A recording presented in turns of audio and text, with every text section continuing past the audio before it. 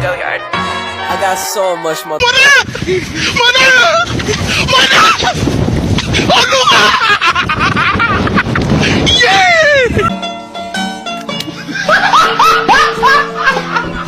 Are ya ready, kids? Aye, aye, Captain! I can't hear you. Aye, aye, Captain! Oh!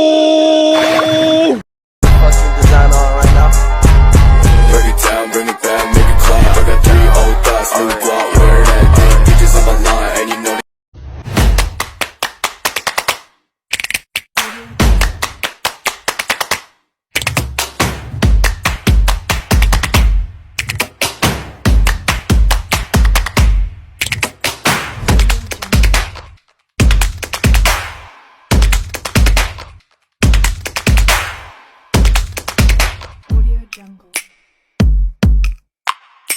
Halo good people, pada video ini kami akan menggambarkan kegiatan PKL kami selama di PTPN 3, tepatnya di PKS Rambutan. PT Perkebunan Nusantara 3 merupakan salah satu dari 14 badan usaha milik negara atau disebut juga dengan BUMN yang bergerak dalam bidang usaha perkebunan khususnya untuk komoditas sawit dan karet. Namun, sebelumnya perusahaan ini merupakan perusahaan perkebunan Belanda loh. Dan dalam upaya nasionalisasi oleh pemerintah pada tahun 1958 berubah menjadi Perseroan Perkebunan Negara di masa pemerintahan Hindia Belanda. Kemudian berkembang lagi di tahun 1974 menjadi PT Perkebunan Persero sampai sekarang. Nah, PKS Rambutan sendiri dibangun pada tahun 1983 dengan kapasitas olah kurang lebih 30 ton per jam. Nah, pabrik kelapa sawit unit Rambutan ini merupakan salah satu pabrik kelapa sawit terbaik di Indonesia loh. Selama menjalani PKL di PKS Rambutan, kita akan belajar banyak secara langsung bagaimana sih pengolahan buah sawit dari tandan buah segar menjadi minyak mentah atau kita sebut dengan CPO, crude palm oil, dan inti sawit atau kernel. Proses ini melewati banyak alur. Yuk kita bahas lebih dalam.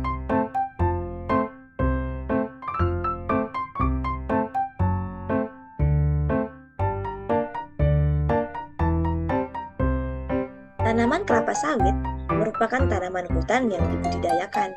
Untuk kegiatan budidaya ini dimulai dari pembukaan dan persiapan lahan, pembibitan, penanaman, pemeliharaan tanaman, pemanenan yang sesuai dengan kriteria matang panen, pengangkutan buah oleh truk, pickup, atau loader yang berfungsi untuk memasukkan tandan buah segar ke loading ramp. Setelah dibawa dari kebun, TBS nantinya akan ditimbang dulu. Nah, pada PKS Rambutan sendiri, TBS yang masuk itu kurang lebih 720 ton per harinya.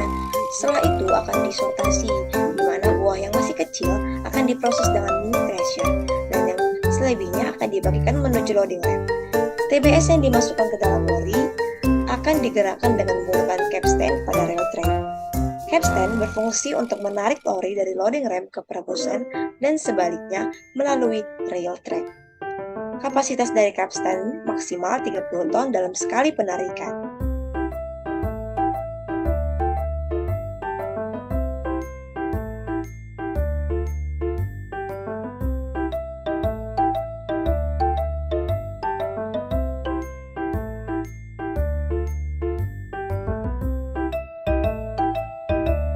Setelah disortasi, kemudian TBS akan dibawa masuk menuju sterilizer.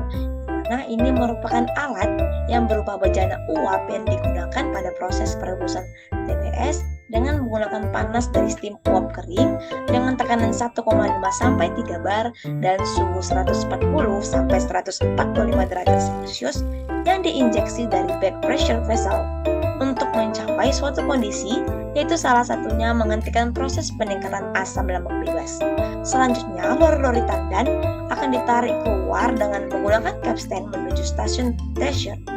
Buah diangkat menggunakan hosting crane, lalu melintangkan lori serta membalikannya ke atas hopper menuju auto feeder untuk diumpankan ke mesin thresher. Daya angkat dari hosting crane sendiri adalah sebesar 5 ton.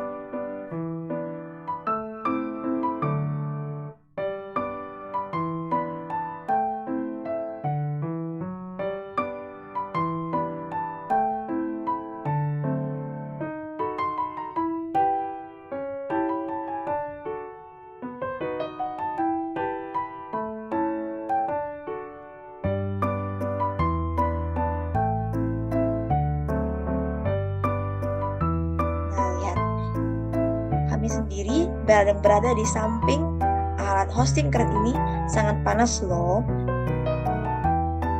Bisa kita lihat dari uapnya yang sangat banyak. Keren ya.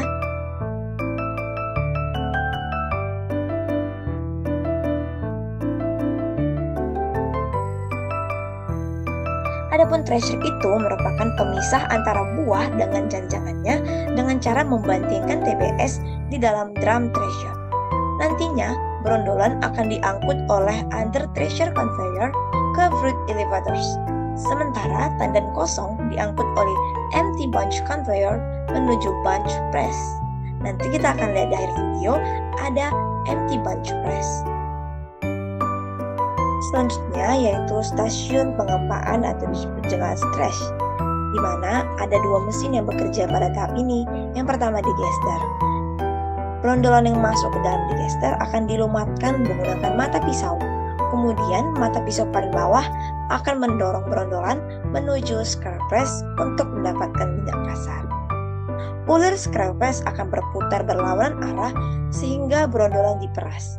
Keluaran dari press ini adalah minyak kasar dan fiber. Minyak kasar akan dialirkan menuju stasiun klarifikasi, sedangkan fiber akan jatuh dan dibawa ke depericarper.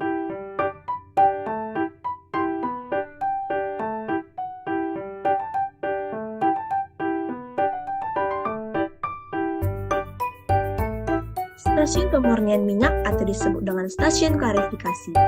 Di stasiun klarifikasi, minyak akan dimurnikan dari kotoran-kotoran seperti kandungan air, minyak, lumpur yang masih terdapat pada minyak kasar, serta unsur yang lain yang dapat mengurangi kualitas dari minyak yang akan dihasilkan dengan melalui beberapa tahapan proses. Mutu minyak sawit atau CPO sangat banyak ditentukan oleh kesempurnaan proses pemurnian atau klarifikasi, seperti kadar air dan kadar kotoran. Selanjutnya adalah stasiun pengolahan biji. Stasiun ini adalah stasiun untuk memperoleh inti sawit. Biji dari pemisahan biji dan ampas diolah di stasiun ini untuk diperam, dipecahkan, dipisahkan antara inti dan cangkangnya. Inti dikeringkan dalam kernel silo untuk dikirim ke proses pengolahan dan cangkang akan digunakan sebagai bahan bakar pada boiler.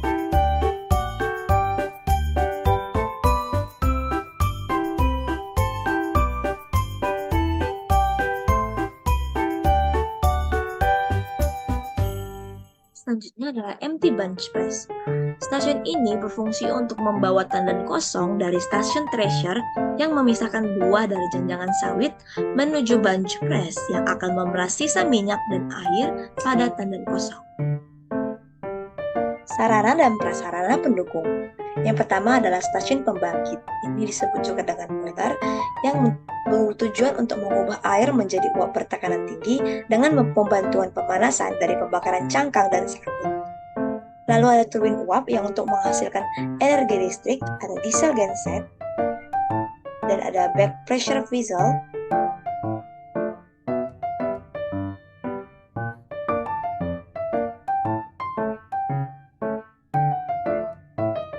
Main switchboard.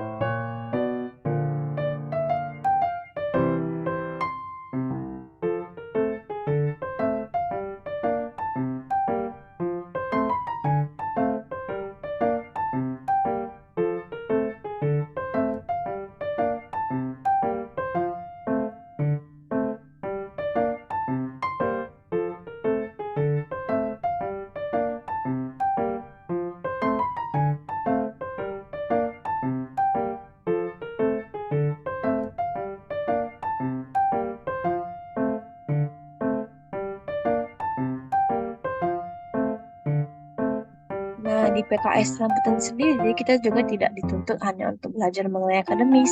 Kita juga belajar mengenai nilai-nilai kehidupan yang bisa kita praktekkan di dunia kerja nantinya.